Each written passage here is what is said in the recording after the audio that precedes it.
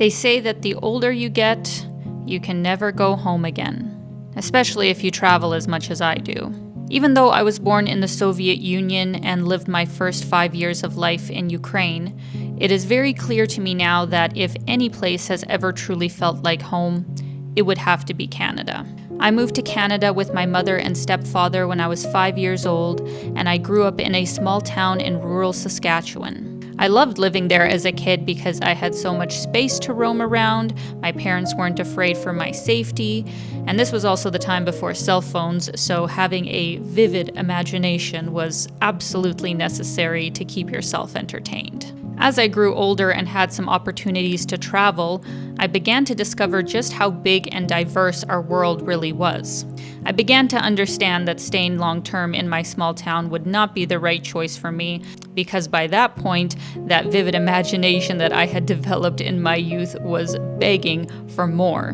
More excitement, more opportunities, new people, and new places. And that's exactly what I got.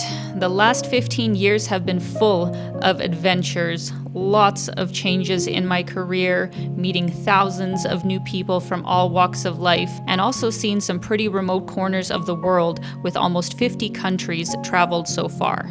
But what has stayed the same amidst all of this change was Canada. I could always come home and feel like I was wrapped in a comfort blanket of stability. While chaos was going on elsewhere in the world, Canada felt like a breath of fresh air. It was never perfect, but I would still say that most people I knew had a relatively high quality of life. Most people who had middle-class jobs were able to afford their own home, have a couple of children, and take a vacation once or twice a year. Even when I was working part-time as a waitress to make ends meet while pursuing my creative endeavors, I don't really remember worrying that much about the cost of groceries or gas or finding a place to live. I never had to wait that long to see my family doctor, and finding that new family doctor was also super easy. Almost anywhere I went in the country, I felt relatively safe to walk the streets alone, even at night when I lived in downtown Toronto. So that is why it makes me extremely sad to see the state that Canada is in now. COVID was obviously a huge turning point, not only for Canada, but all around the world.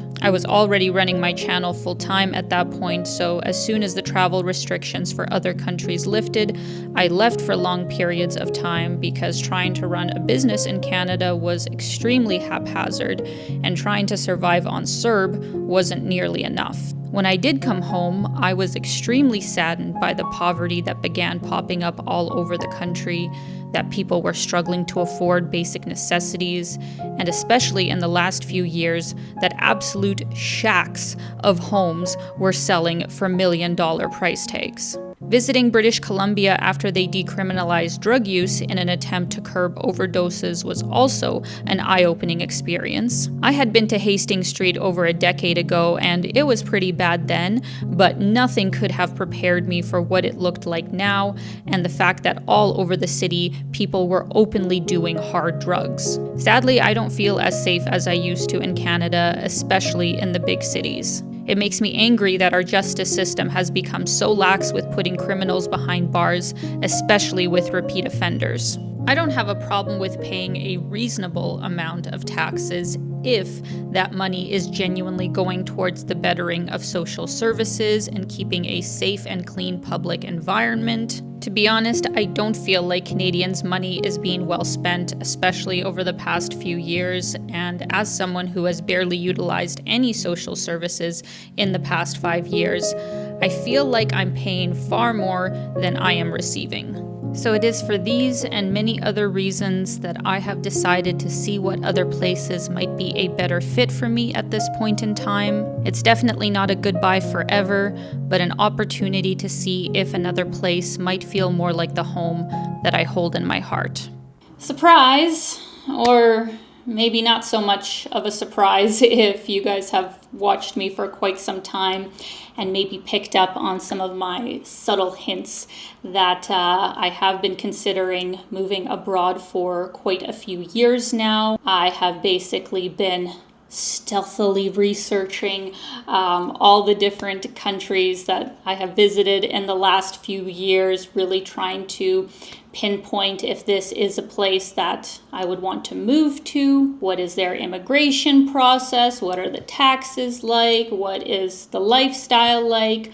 Would I enjoy my life there? I have been putting in a lot of thought, research, effort, and money. I have been putting a lot of myself into this decision because it is not one that I make lightly. As I said in the beginning of the video, Canada has been my home for the past 28, 29 years. I'm 33 right now and moved here at like 4 or 5 years old. So it has been the place that I have spent the majority of my life. Even though I grew up speaking Russian, English is obviously my main language that I feel comfortable in.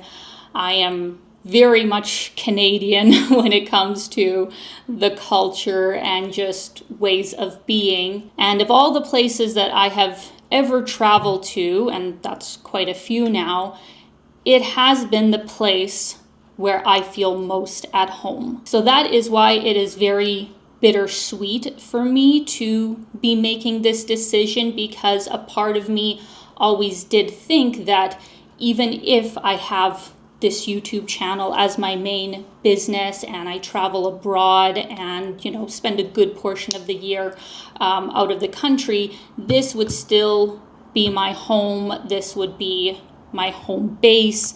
This country still has the most amount of opportunities for me because it is so great. I have to be abundantly clear that I would not be where I am now. I would not be in the privileged position I am now, running this business, being able to work from anywhere, having an incredibly strong passport, if it wasn't for Canada. If my stepdad hadn't brought me and my mom over from Ukraine, I mean, maybe in some alternate universe, I could have been living this same life or something better, but I highly doubt it. We were still middle class here in Canada, you could say. My dad's a farmer. Just being in this country, you have so much more opportunity. You are so much more privileged because of things like your passport and also the strength of our currency, and just, you know, politically, it has been a fairly stable country. So with all of those things combined, I consider myself an incredibly privileged person, and a big portion of that privilege I attribute to being a Canadian citizen. So I'm not going to sit here and be like totally negative about Canada and say like, this is why I'm leaving, like, this is terrible, I hate that the government is doing that. Like, of course, those things play into it. Of course, there are some things that I'm not happy about that has happened in Canada, especially over the last few years. But to be fully honest, it is still an incredible country to live in. It has so many opportunities, and I would still, my microphone fell over, I would still prefer to live here than most other places in the world.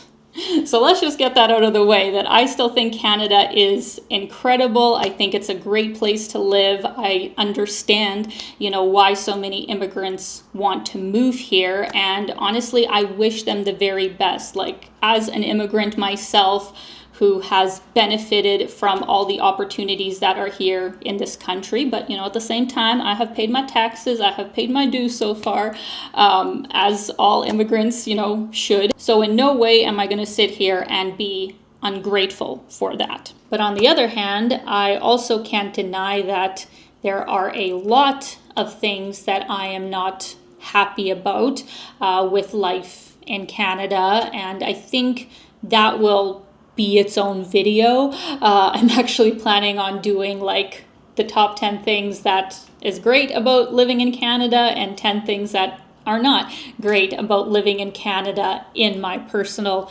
opinion, that I will do in the future. So like, obviously I have many reasons that are far too vast to get into in this video, but you guys can probably guess some of them. For this point in time, speaking to just me and my personal circumstances, this is obviously not a recommendation for other Canadians or for other immigrants who are thinking of moving to Canada. Like, this actually might still be the absolute best place for you. So, to each their own. But for me personally, I have just researched and went over the numbers so many times in all the different scenarios of what could potentially play out. And it just makes so much sense, guys. Like, the more I really looked into it, it really makes so much sense for my business at this point in my life to at least try and move abroad, because obviously I don't know if it's going to be successful. I don't know how it's going to go. I don't know if I will absolutely love my new life there. Who knows? Like, maybe I will come back to Canada right away and be like, I wish I would have never left. This is really the place for me. But I feel like, being at the age I am, like, this is a great time to at least try. So I know you're all probably wondering, like, where is she going? Why hasn't she actually said which country she has chosen to move to? And that is because I don't want to jinx it. I do not have the paperwork and visa just yet. I was actually going to hold off on making this video until I had everything set in stone, but it is just taking a bit of a longer time than I anticipated. And I also realized that me going through the process, like sharing all of my insights that I have learned, especially over the past 6 months with you guys, all of the factors that I considered to becoming a non-resident and which places I contemplated living in. I just thought that this could be a cool series in and of itself. I think I may as well start now, and then once I actually have the visa, which should be, I hope, in the next couple of months, then I will share with you guys the place that I chose. But at the same time, you never know how life could go. Something could happen, and maybe I have to start all over again and choose another place, because, there isn't any guarantees. So I don't want to jinx it. I don't want to say I'm moving here until I actually am. But in the process, I will take you guys through the journey that it has taken to get to this place, my own personal opinion about, whether life in Canada might be for you or not, what kind of other places might be a good consideration if you're somebody who has been thinking of moving abroad, and how you would actually go about it. Because I don't think most people realize just how much goes into moving your life abroad. Like, it is not a decision that you can make overnight and just move. At least not for most people, and at least not, they wouldn't have the proper paperwork if they did that. So I think this will be such a great journey that I can take you guys on. I hope you will find it interesting.